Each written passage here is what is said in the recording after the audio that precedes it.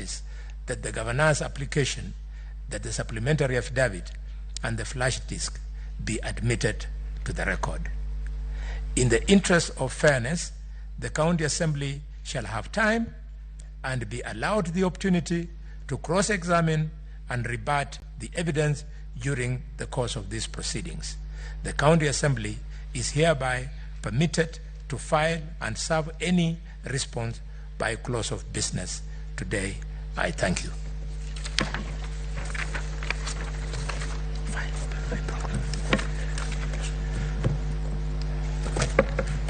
Thank you very much, members. We now invite both parties to make their opening remarks. Opening statement. Each will have an opportunity of doing so within 40 minutes, and we will start with the County Assembly. On behalf of the County Assembly of Meru, Council, you have 40 minutes.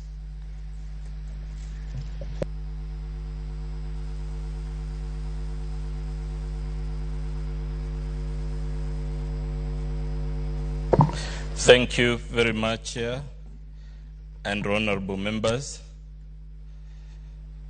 We want to preface our opening statement by drawing parallels between Count 2, the second charge, Chair, that revolves around vilification and 8 campaigns against other leaders.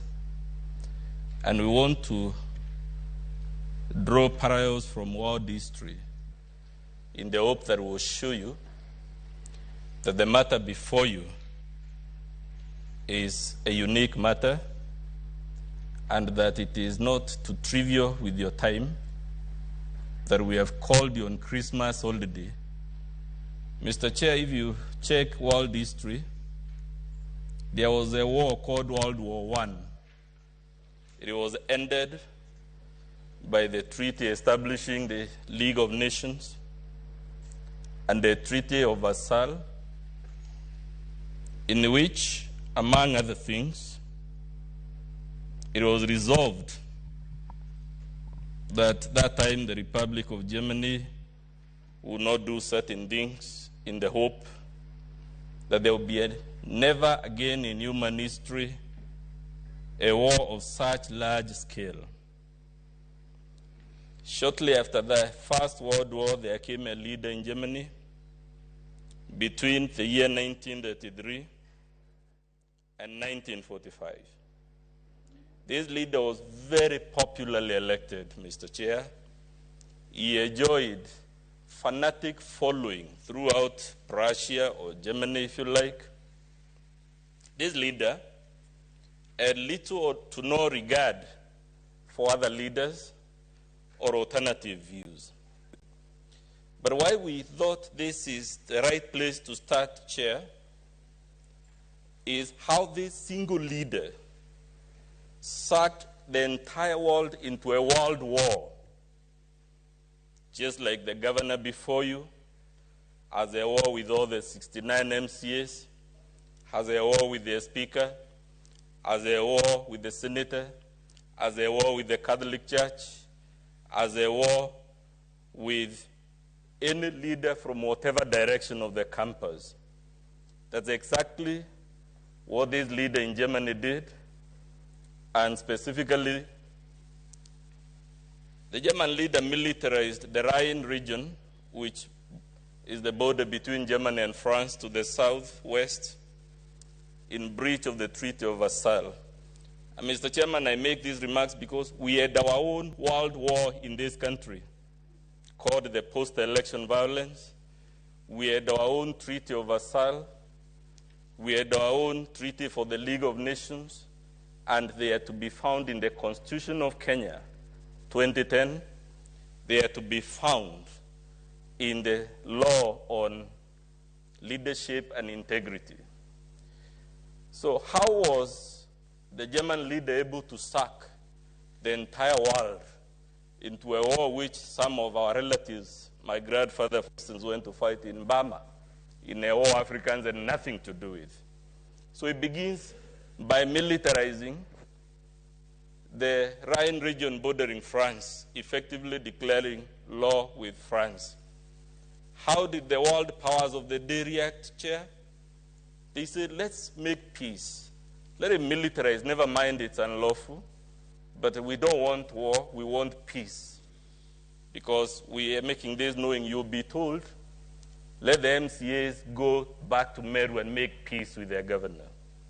No sooner had they invaded or the militarized the Rhine region, then he invaded and annexed a country called Austria to the south, contrary to the Treaty of Versailles that forbade the union of Germany and Austria. So he is at war in the southwest with the France, he is at war to the south with Austria. What does he do to the east, Chair? There was a small region in Czechoslovakia that he says has a few people who speak Germany. So he asks that Germany be allowed to annex that part. And of course, this was an act of aggression. Prime Minister Chamberlain in the UK, the American president, and the other people who would have stopped these gradual invasions decide, let him have that part. We want peace for our lifetime. In fact, the policy, those who have read history, was called the policy of appeasement. Let's make peace. If this leader wants this region, let him have it. So he was given that region in peace. What does he do after that small region is invaded? He occupies and invades the entire of Czechoslovakia. What does he do in the northeast? He says there is a region in Poland which is on the northeastern border, and it is some few people who speak German. Therefore, it should be allowed to annex it to Germany.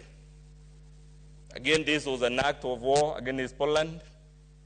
Prime Minister Chamberlain, Delano Roosevelt, across the Atlantic, they are all deliberating on all this expansion and acts of war. And then they said, pursuant to the peace policy, let him have the small portion. Then what does he do? He gets that portion in peace. He invades and occupies the entire of Poland. Then, so far he has occupied France, Czechoslovakia, Austria. He had the UK now to invade. He discovers that he has to cross France through the English Channel to occupy the UK. Unfortunately, he didn't have a military, and specifically a navy capable of beating the British military. So he decides he will overwhelm the UK through aerial bombardments. He's at war with the UK. Then as all this is happening, Joseph Stalin of the USSR decides, like everyone else, this guy is out to occupy the whole of Europe and to declare war against everyone. Let's make a peace treaty with him. And actually, the USSR signed a non-aggression treaty with his leader from Germany. And they sat on their laurels knowing that unless everyone else who was receiving a beating, they could relax because they had a peace treaty with Germany. What does Hitler do? Soon after signing the treaty, he declares war on the USSR and occupies the USSR all the way to Stalingrad, all the way to Moscow. Again, the world is watching and saying, we should not beat the bullet and remove this leader from power. Let's make peace with him. At this point, Chamberlain lost. By the time he was invading the USSR, Winston Churchill comes and calls the peace policy, the policy of making peace with this rogue leader,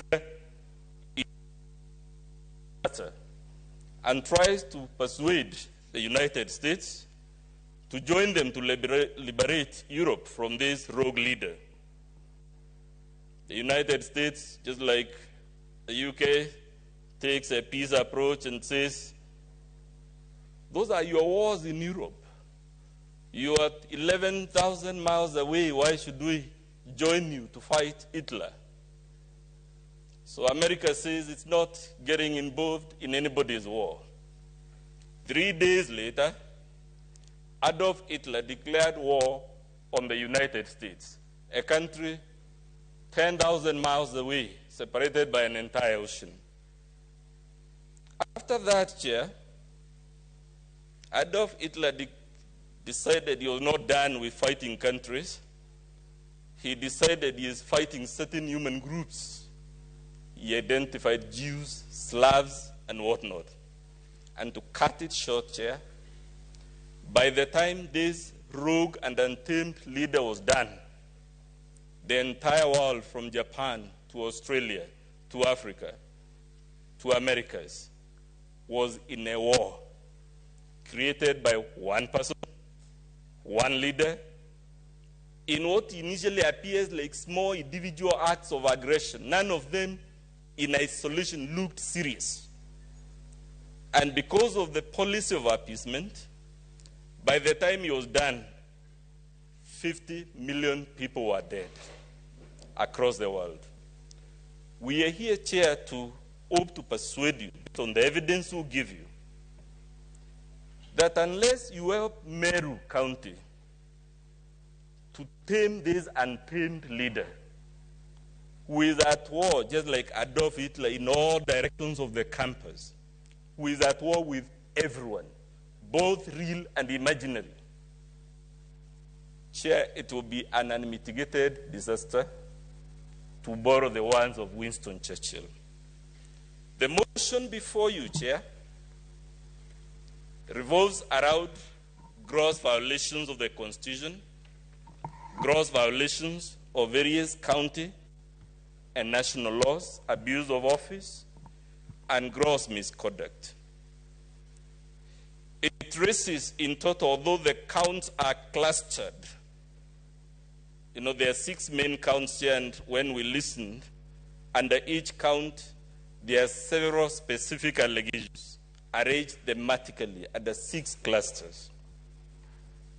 When you do your count, Chair, you will note the motion raises 62 violations, 6-2, of the Constitution and laws of Kenya, all committed within the remarkably short period of 64 days between 6th of September and 9th of November. So, Chair, you have an untamed governor who on average grossly violates the Constitution at least once per day. It must count for something, Chair. This motion was placed before the Assembly on the 14th of December. After listening to the evidence, Chair, there were 67 out of 69 members in the Assembly, and all of them voted to impeach the governor. The score was 67-0. When we get there, Chair, we'll be telling you that must count for something. Why must it count for something, Chair? The governor will try to persuade you that there is a gender dimension. And the question we'll ask and the Senate, if that is true, why did all the 23 female members of the Assembly vote to impeach her? We will invite you, Chair, to note when we get there that the governor was invited to respond to the allegations against her, and the invitation is at page 51 and 53. Rather, it is in our volume 3, page 49. And she did not, Chair, avail herself of that opportunity. To the extent that she did not take the opportunity to exonerate herself before the Assembly, we'll be urging you when we get there that it is trivial for her now to come before this Senate and tell you 1,000 ifs and buts. Chair, the allegations were read under the first thematic category of the violations, we will note you to note under the first charge, there are 19 violations. Under the second charge, there are 30 gross violations. Under the third charge, Chair, which is at ground 13, there are 4 gross violations. We will note you to note under the fourth cluster, there are 3 gross violations. And under the final cluster of the charges against her, there are 6 gross violations, making it the total of 62 that I alluded to. We will be presenting evidence, Chair, in the form of oral testimonies by the mover of the motion, called Dennis Kiogora, by one of the MCAs, called Mwenda Ivili, by a woman MCA called Lucy Mukaria, and a Catholic priest by the name Elias Kinoti. We will be relying on the motion itself and the annexes to it to show these violations, Chair. We will be playing before you the video clips that were submitted to the Senate and the County Assembly showing evidence of the violations. And of course, pursuant to your rules, we have filed witness statements that we rely upon. And in short, Chair, from the record you note, we have filed 5 bound volumes of documents that we'll be referring to show these violations. Chair, when we reflected on this matter, sometimes it is easy to be caught in the legalese, in the legal fine print, and to miss the big picture. We suggest, even as we must confront the legalese, even as we must confront the evidence and its merits and demerits, these are the overarching questions we suggest you will have to reflect upon. And just like the evidence should weigh on the scales, these questions equally should weigh in your mind. Question number 1. Why didn't the governor avail herself of the opportunity to defend herself before the Assembly? Especially when from the record, the document she now purports to place before you, most if not all of them, by the date appearing on them, were in existence and were available and should have been available to her when the matter was before the Assembly. Chair, the second question would be, would it be fair for anyone to argue or conclude that given all these fights with countless people, some of them not even in the county government, is it really possible that there is no fundamental problem with the governor on trial, and the problem instead lies with all these other people, the MCAs, the MPs in Meru, the senator for Meru, the cabinet secretary, the Catholic Church, the cartels, the corrupt? She has just too many people. She has waged constant wars. Is it really possible, can we fairly say, that the problem lies somewhere but not with the governor? We will ask you to reflect on that in your minds. We'll be asking you, is it possible? And of course, we know the Senate must make its own independent decision, and this is not an insult to the Senate, but is it possible that all these MCAs are misguided and all they have is misconceived? They don't know what is a gross violation of the law. They have imagined all these things. They actually didn't take place. We will ask you very humbly to reflect on that.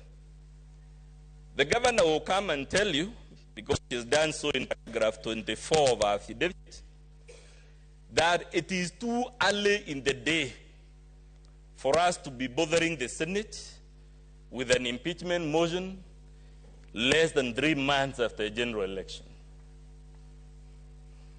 Chair will be telling you that one, our Constitution does not know this idea of temporary impunity, that there is a period following the general election in which governors have a blank check to do whatever heinous crime or misdemeanor they fancy, because during that period, shortly after the election, the Constitution is suspended. But we'll also be urging you, Chair, that that is exactly what informed the appeasement policy with that of Hitler. Chamberlain was saying, we just had the First World War. We just need peace for our lifetime. Let him be for now. We'll be urging you, Chair, to consider whether indeed, given the gravity of the evidence we placed before you, whether we actually haven't taken too long to come before the Senate. And our case will be that it is not too early. We have actually taken too long. We would have arrived much earlier had the initial process not been quashed at the High Court of Kenya through for purely procedural grounds. Chair will be asking you to ask yourself the question, because the governor again has raised this issue in paragraph 3 of our affidavit, in paragraph 11, in paragraph 12 and 15. She tells you all these problems are because she's a woman. You know, if she wasn't a woman, she would not be subjected to all these problems. Chair will be inviting you to ask yourself, if that were true, how come all the women MCAs voted to impeach her? She cannot be the only woman in the government of Meru who understands gender issues.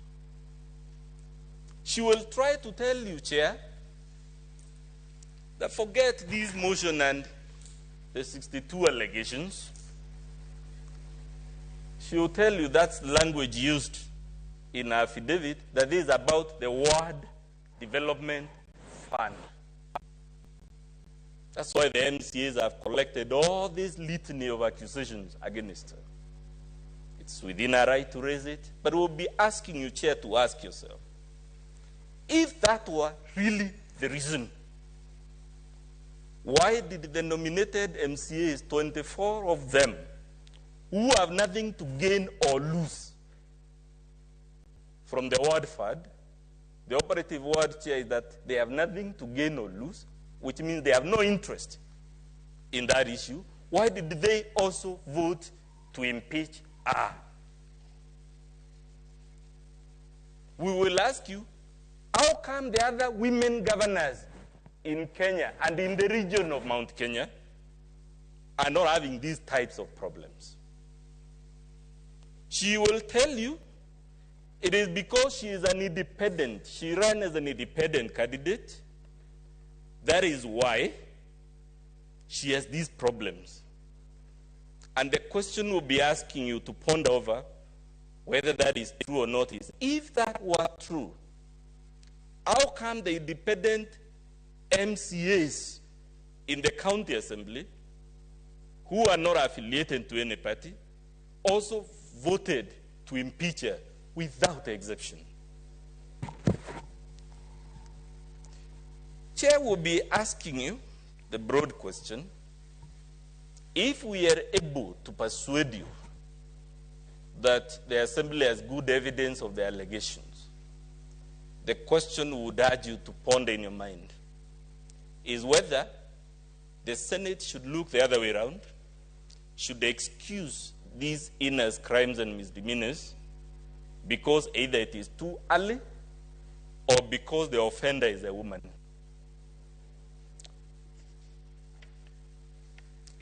Chair will be asking you to ask yourself, based on the words I began with about Adolf Hitler, should the Senate, just like the Prime Minister of the UK then, just like Joseph Stalin in the USSR, just like Delano Roosevelt in the US, should the Senate equally adopt the policy or the stance of peace? You guys, go make peace. It is too early in the day, And our submission when we get there, Chair, is we are dealing with the megalomaniac of the type that was ruling Germany between 1933 and 1945, who is at war with everybody in all the four corners, all the four main directions of the campus. I know Chair is consulting. I don't know whether I should proceed, Chair.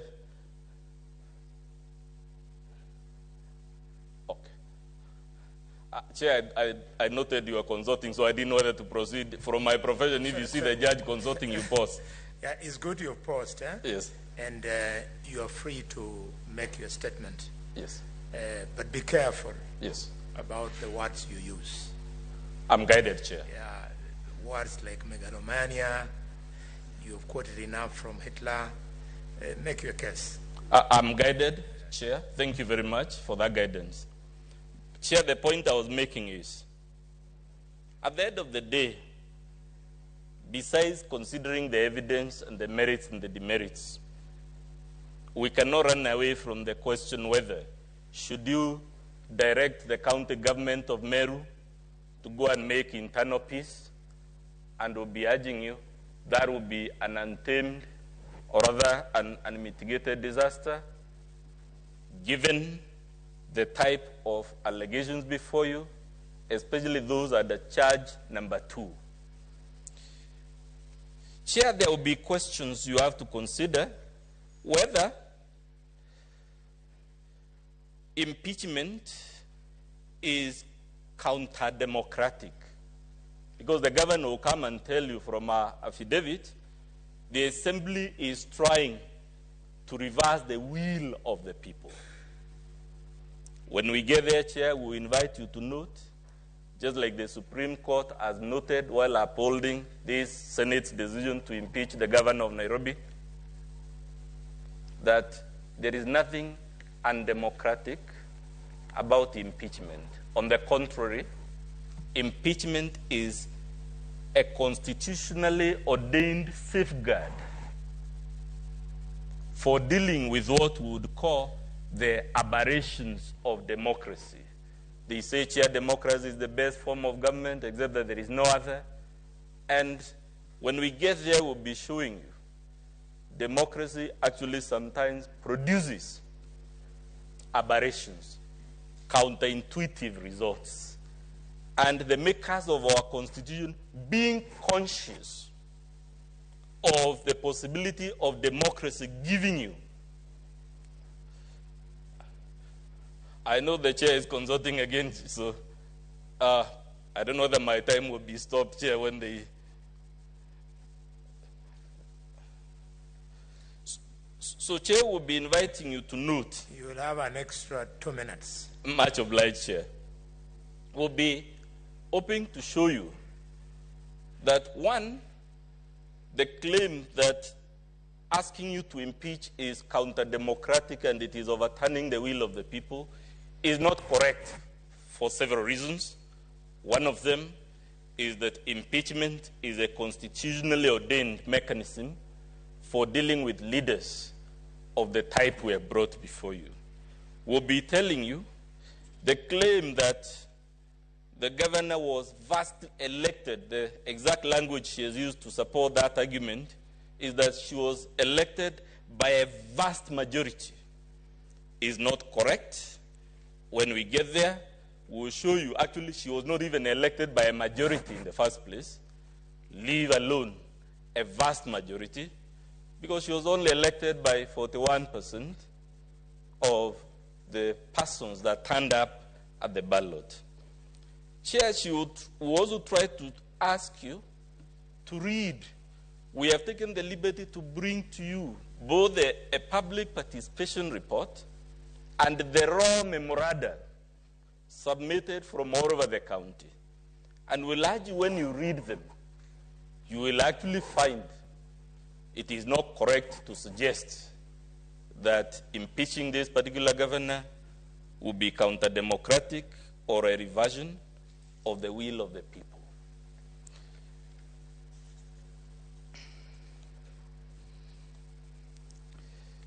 In short, Chair,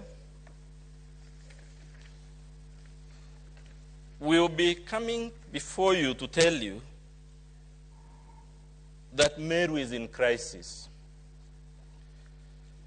And this crisis, if led to fester on, especially under a thinking of appeasement, a thinking of it's too early, a thinking of gender, we do not know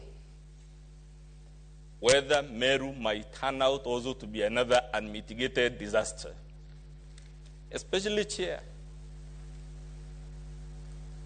When you're told the governor is not only fighting every passing day other elected leaders both at the national and county level, but she has also roped in the church. She is also at war with the church. Why is this a potential for an unmitigated disaster, Chair? We know what religious incitement did in Sudan, now split into Sudan and South Sudan.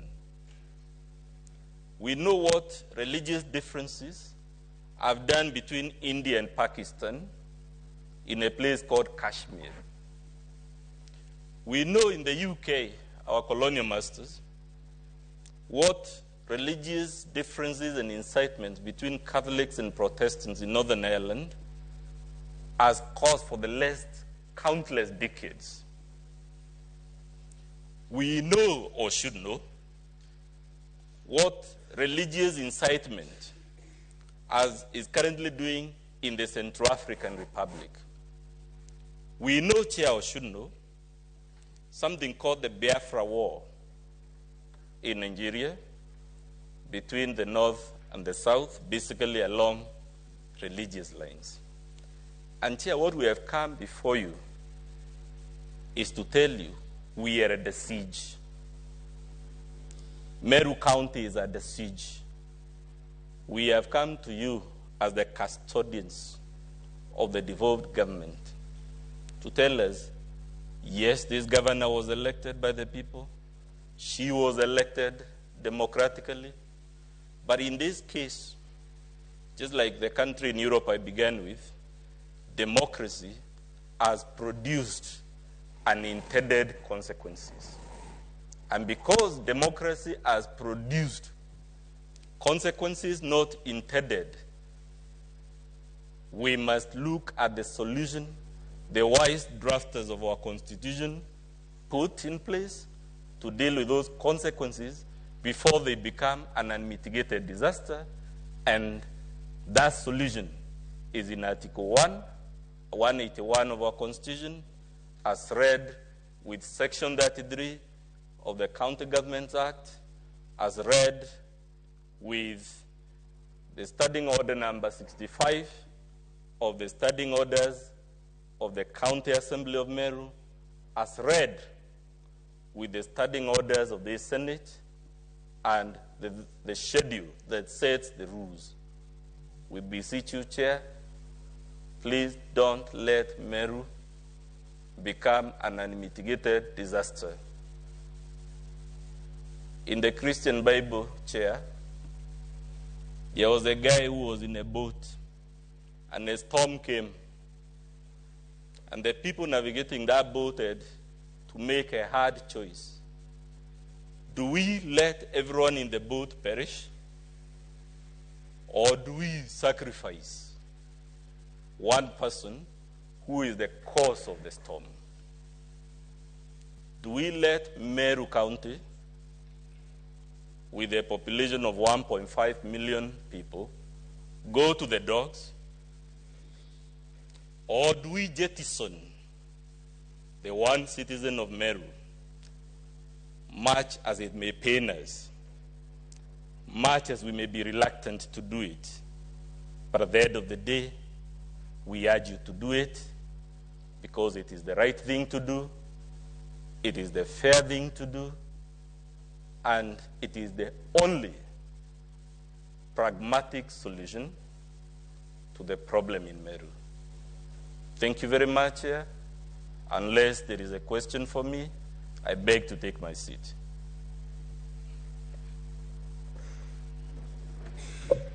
Thank you very much. Senators, I don't know whether you intend to comment anything on the statement. I don't think so. We just let it hang.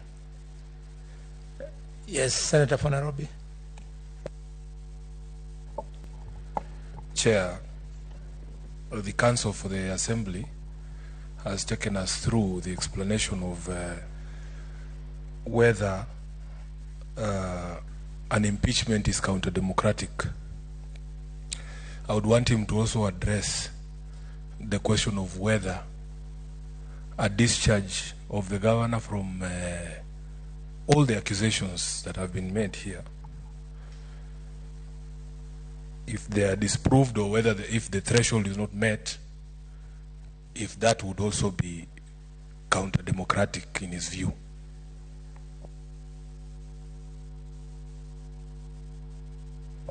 Yes, Council, you asked for it. You know, ordinarily we don't want to field questions now, but you asked for it. Chair, the answer is simple. The Senate is within its right, after hearing the evidence, to either confirm or dismiss the case. Therefore, there will be nothing counter-democratic in the Senate discharging its power one way or the other, because we didn't come here having assumed we must win our case. It must be taken that the person reposed or the ultimate power is the Senate, and the Constitution has empowered Senate to make that decision. Therefore, there is nothing counter-democratic to it.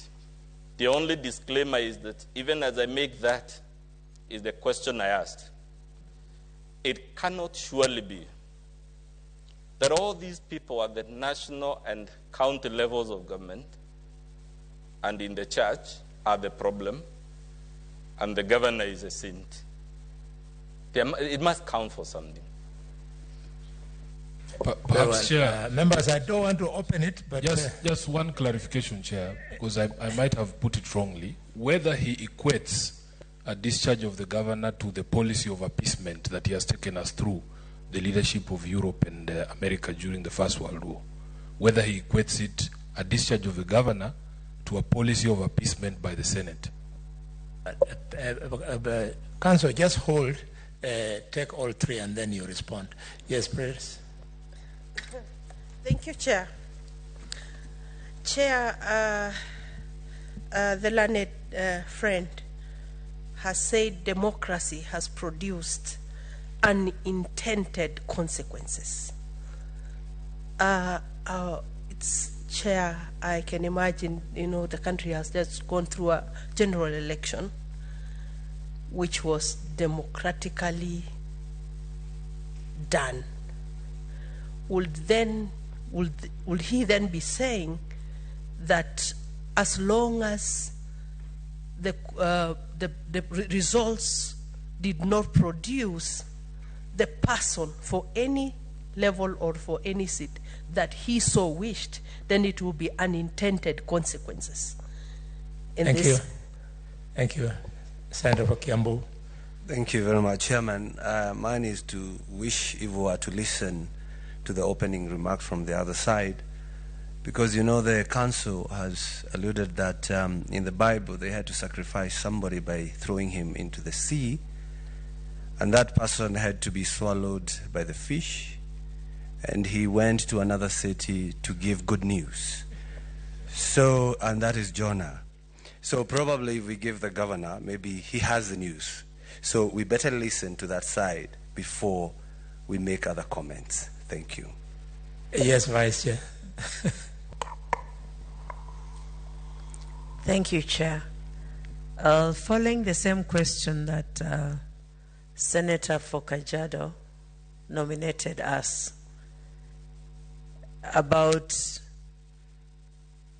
the lawyer saying that all these people, the MCs and the church and the people who are accusing the governor, I want to know from him, which are the majority, the people who elected the governor or those people you've mentioned? Which are the majority? Thank you. Yes, the senator from Migori. Thank you, Chair. And thank you, Council, for a fantastic introduction, or rather opening remarks. I think I wanted to, through you, Chair, further the thoughts by Senator Tobiko, because I find some very critical aspects of it with regards to what we are about to further hear from the council here, which is the notion of the people of Meru getting justice ultimately after the election. The council has said that democracy has led to unintended consequences. In your view, Council, may you guide us as a committee how to assess this with respect to the people of Meru who voted for the governor? How does this committee assess what you have termed as unintended consequences with respect to the people of Meru who are today probably suspending all their activities that could amount to a GDP of over 1 billion or 2 billion watching these proceedings? Please guide the committee on that particular statement. Thank you. One last question. Yes, Perez. One very last. Chair, I also wanted the learned friend to tell us if he's aware that the Kenyan electoral system is fast past the post when he says that it's only 41% who voted for the governor. The Kenyan system is simple majority, even if it is one person past the post. Can he tell us if he knows that? Thank you. Edwin, you had something to follow? Sifuna? That's okay. Very well. So, Council, those are, just be seated. Council, be seated. Yes, yes. Those are not light questions. Just like you prepared your statement, also prepare to respond on everything in a considered manner. So we will protect you. The counsel for the governor is going to also make his opening statement. Meanwhile, you can choose to respond to us now at the right time when you are prosecuting your case. We will protect you, don't worry. I know members are very sharp. When you tell them about the law of, the unintended consequences, I was thinking you are saying it with a light touch, a question of language, the law of unintended consequences. The farmer plants on his farm hybrid maize. The neighboring farm plants kienyeji, which is purple in color. And the guy with the farm of hybrid then harvests maize, which is not purely hybrid. The guy of the farm who planted hybrid did not intend to have that consequence. It was unintended. I thought it was light touch, but you asked for it. You will have to lie in that bed yourself. Governor, you are now invited.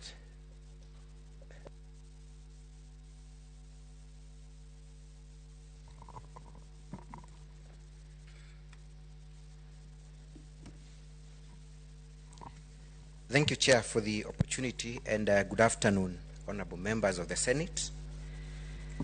Mr. Chair, my learned friend, Mr. Dr. Muthomi Thiankolu, has been very colorful in his opening remarks. I have a disclaimer that I'm not a very good student of history, or I might not be as philosophical as he has been. I'll therefore stick to the issues before the Senate. I'll stick to the facts. I'll stick to the law. And that is what has brought us here today. Honorable members. Sorry, before you address us, the record has not answered, has not captured your name. So introduce yourself fully, and then you proceed. Much obliged, Honorable Chair, and apologies. My name is Elias Mutuma, one of the councils representing the governor in these proceedings.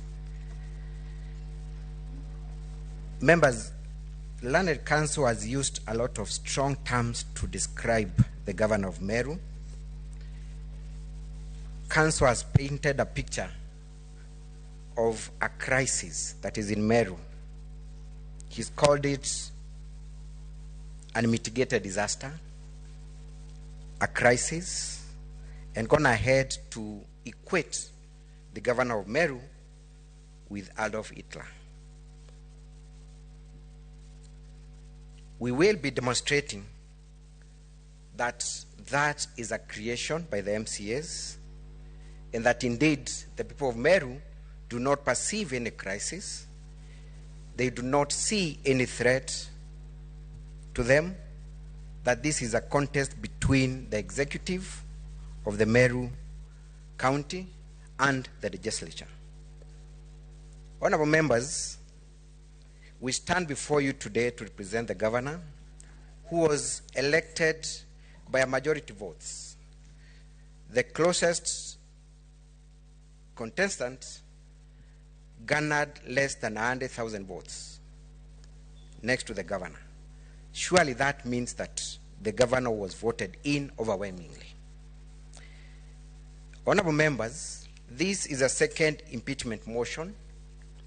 The first one was stopped by the High Court in Meru, and that conservatory orders were issued preventing the county assembly from in any way debating the impeachment motion, but in defiance of the court orders, they proceeded to do that. A question has been asked as to why the governor did not appear to defend herself before the county assembly. It is for the very reason that indeed the High Court of Meru had barred the county assembly from debating the impeachment motion.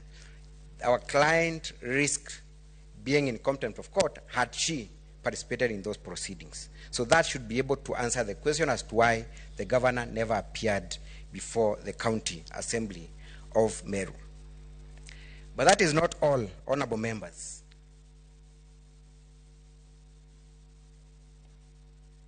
That is not all, honorable members.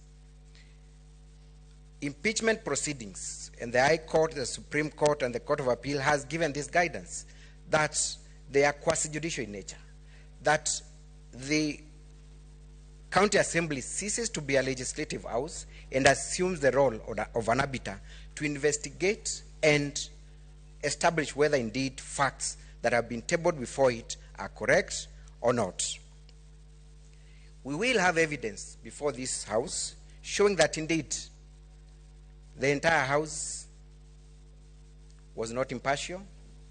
Before the proceedings, they all donned in uniform, chanted war cries, and promised to impeach the governor even before the move of the motion had been given a chance to debate the motion. Our simple argument to that extent is that the House was not impartial, and that had been demonstrated even before the impeachment was properly placed before the House. The governor is here to answer to the impeachment motion approved by the County Assembly of Meru and to demonstrate her innocence and give a side of the story. Her Excellency, the Governor of Meru, has been a victim of the danger of one story and outright false narrative.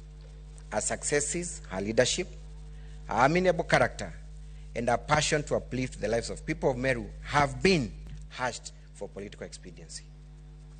Today we have a chance to demonstrate that Her Excellency, the Governor, is a true hero of devolution, a person who should be celebrated for standing against capture of Meru County by the County Assembly. At the end of this hearing, honorable members, we demonstrate how the County Assembly of Meru failed to understand their mandate under Article 181 and Section 33 of the County Government Act and use the impeachment as a political weapon as opposed to an oversight tool. Because impeachment, honorable members, should not be a political weapon. It is only provided for as an oversight tool. That is not what happened. On behalf of the governor, honorable members, we will show you that the purported public participation was a sham. Indeed, the members of public have not approved the proceedings before you. It is the County Assembly of Meru and the mover of this motion that usurped the role of the public and purported to give views on behalf of the public. That will come out clear during these proceedings.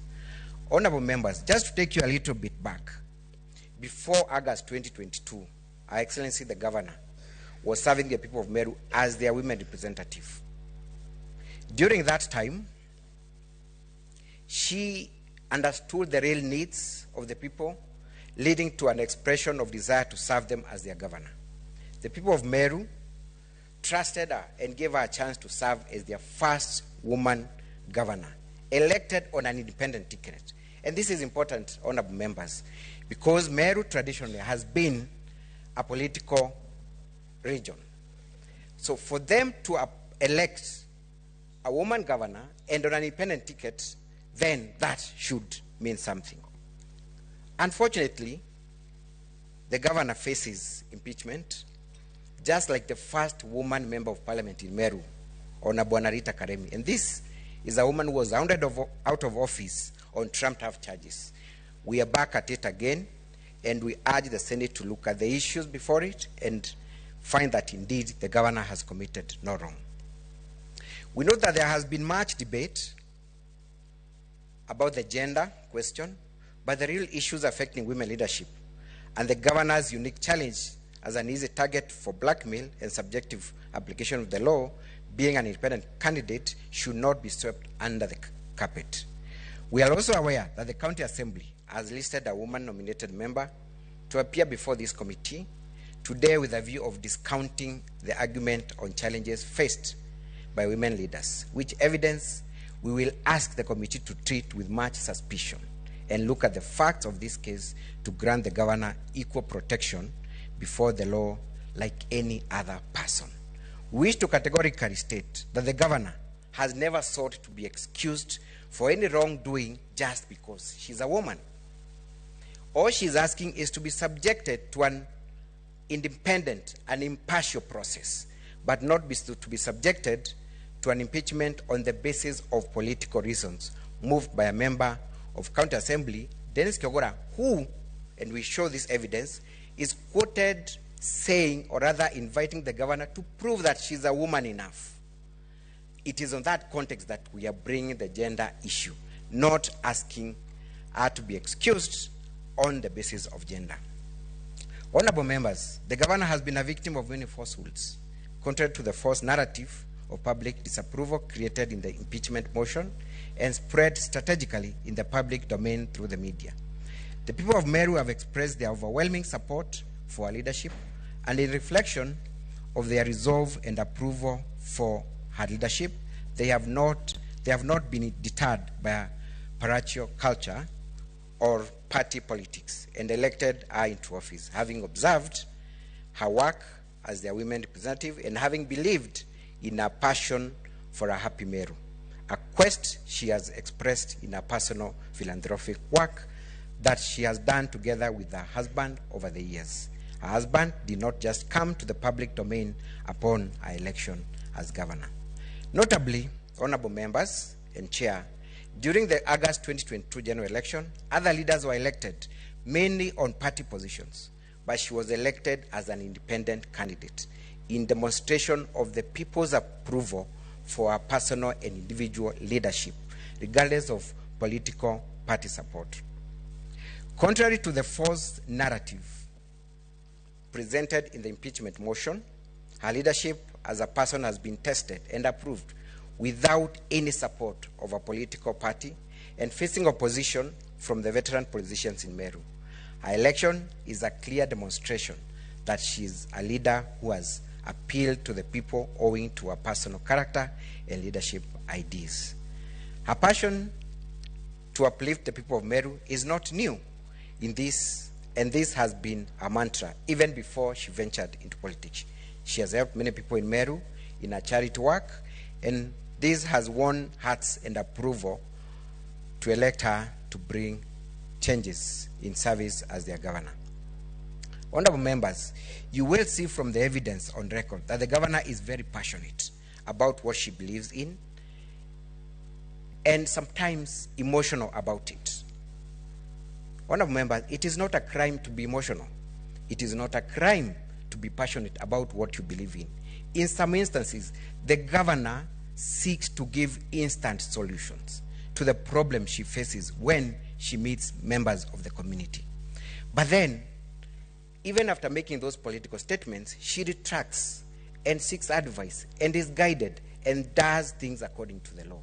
She has not at any point violated the law, leave alone grossly so. Honorable members, let us understand the governor as who she is and give her an opportunity to serve the people of Meru. We understand that we are barely 4 months after the general election of August 2022, and the new national government has already faced this self-same challenge of not meeting their political promises, and as envisioned during the political rallies, since the law has to be followed in implementation as per the advice of technical experts. We also wish to point out that the governors are also political leaders and wear two hats, one political and the other technical. In politics, political statements often made to give hope to the people, and such pronouncements may not capture the nitty-gritty of what should be done, but a leader has to give hope to the people upon encounter with problems. In governance, the governors often retreat to consult with technical advisors to ensure execution is done within the law, to meet objective envisioned in any political pronouncement. Honorable members, a politician cannot be prosecuted and accused of gross misconduct or gross violation of the Constitution for political statements with no evidence or execution that violates the law. So when we'll be going through these proceedings, honorable members, you will come across so many political statements made by the governor, but was there any act that proceeded to violate the law based on those political statements? The answer is in the negative. The governor's passion for the people has also led her to engage the people at grassroots areas, constantly to fill all the needs in every ward, a move that has been misinterpreted by the MCAs as overshadowing their presence in their areas. However, she has compromised this style upon a request of MCAs in a mediation meeting she undertook with the chairperson of the Council of Governors with a view of giving chance to dialogue with the MCAs. Since she was elected into office, the governor has struck a collaborative style of leadership. Contrary to what has been said in the impeachment motion, the governor has indeed embraced a collaborative style of leadership, working with all stakeholders and leaders in the county. Contrary to the false narrative run in the impeachment motion that she works in isolation, she has made tremendous efforts, humanly possible, to engage the elected leaders in Meru County, but they have turned down her request time and again. She has regard of all elected leaders. Turned out to be what? They have turned out to be what? They have turned down her request. Oh, okay. Yes. She has regard for all elected leaders, and the evidence to be presented will demonstrate this. In bringing the leaders of Meru to work together, the governor has sought a consultative forum from the MCAs, which has been snubbed. She has also followed up on the request of MCAs, including a demand that her husband ceases to attend official public functions. If you note, honorable members, the spouse of the governor has not made any public appearance from 26 October. That was based on a demand by MCAs, and the governor went out of her way to ensure that indeed she has cautioned her husband to stay out of the limelight, if indeed that was the problem with the MCAs. The members of the county assembly have, however, been impatient and uncooperative in many ways, mainly putting demands that extend to an overreach of their mandate and a desire to usurp the functions of the governor. The MCAs have constantly, openly said that the governor must listen to their demands before they can do their work in the county assembly. It is in the law that she should make a maiden address in the county assembly. You will realize that one of the charges, honorable members, is that the governor tried to force her way into the county assembly. The maiden address by the governor is a statutory requirement, and indeed, the Speaker of the County Assembly of Meru gazetted that day when the governor was supposed to appear before them and address them on that issue. The governor, in that invitation and pursuant to that gazette notice, appeared before the county assembly, and to her shock, the county assembly doors were locked. However, she was still ushered in later by the Speaker of the National Assembly.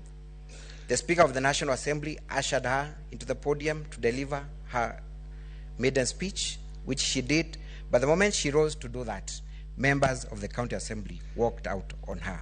How can they accuse her of then making a forceful entry into an assembly when that very day was gazetted and an invitation sent to her? There was no gazettement of that day. There was no cancellation of the invitation. Yet the members of the assembly will come now and tell you that indeed the governor forcibly entered into the county assembly. Honorable Chair and the honorable members, the governor has been a primary target and a recipient of the gory and ugly actions that she has been accused of perpetrating on other leaders of our beloved county of Meru.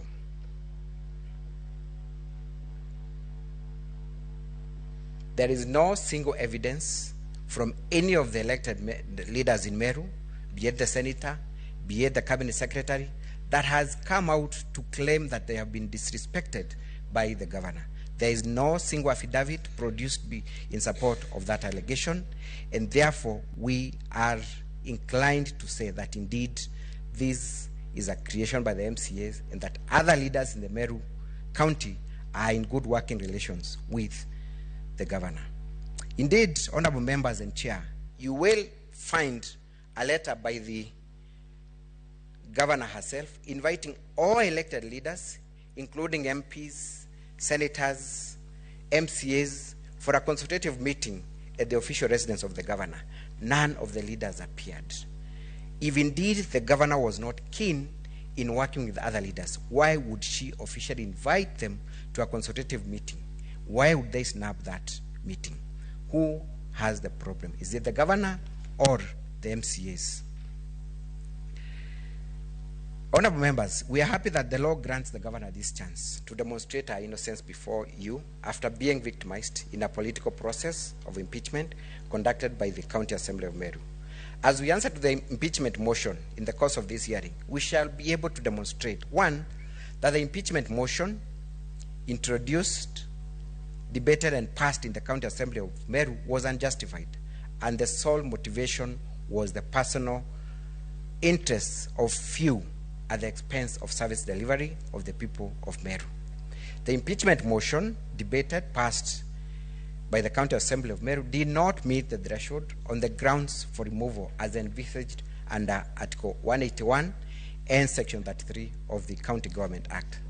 The mover of the motion did not provide any evidence, just like before this tribunal, of any value in support of the motion, apart from very sentimental quotations and assertions.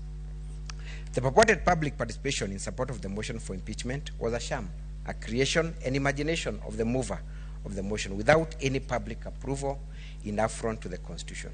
We shall demonstrate how low the County Assembly went in desperation to tick the box of public participation. Citizens who supported the governor and desired the motion defeated were beaten, harassed, insulted, and violently chased away from the grounds when the sham public participation was being managed. Suffice to note, honorable members, that the public participation exercise was being spearheaded by the very MCAs who are the accusers in this motion. Mr. Chairman and honorable members, the governor has been accused of failing to work with other leaders in the County Assembly. At the end of the hearing, we will demonstrate that the allegations against the governor in the impeachment motion have not been substantiated as required in law. You will get a chance to peruse the documentary affidavits and evidence that we have tendered. You will hear the governor's witnesses and the team of advocates that will be able to demonstrate this fact. In conclusion, you discover that the following evidence to be presented is watertight. One is that this is a case of impeachment being used to coerce to settle political scores. The MCAs were forced, threatened, and coerced to vote in favor of the motion to an extent that 2 members were de-whipped from their committees. We shall demonstrate why the nominated members had everything to lose by not supporting the motion. The governor is a victim of blackmail and an easy target by the county assembly for being independent against a united minority and majority sides of the county assembly. The main issue that triggered the filing of this impeachment motion is the demand, and we say the demand for ward fund by MCAs, and all other allegations are peripheral to that allegation. We have evidence to that effect. The impeachment is not approved by the voters of Meru County, contrary to the impression created by the shambolic public participation exercise. The question that begs an answer is whether this motion is supporting the will of the people or against the will of the people of Meru. We submit that this is a case of abuse of power, where again MCAs are using impeachment as a weapon as opposed to a tool for oversight. The allegations cited in the impeachment motion cannot form a threshold for impeachment and are full of outright falsehood and political statements taken out of context with no evidence of violation of the law. At the end of this hearing, we urge the Senate to find that the allegations cited for impeachment have not been substantiated as required under Article 181 and Section 33 of the County Governments Act. The process did not comply with the law, and the same cannot be sustained by the Senate. Honorable members, I respectively beg to sit down unless you have any questions for me. Thank you.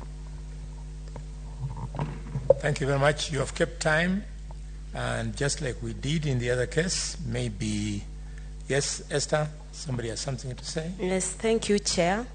I have a question for him. From your opening remarks, you already indicated this was a partisan process. What would you associate the witch hunt with? And given the accusation that came a short while after elections, what would you attribute these to? Do you think it's misunderstanding due to team dynamics? I would be looking forward to listen to what you have to say about that. Thank you, Chair. Senator Ali Roba. Thank you very much, Chair. Mine is to request the council. He made, the statement that MCAs is spearheaded the public.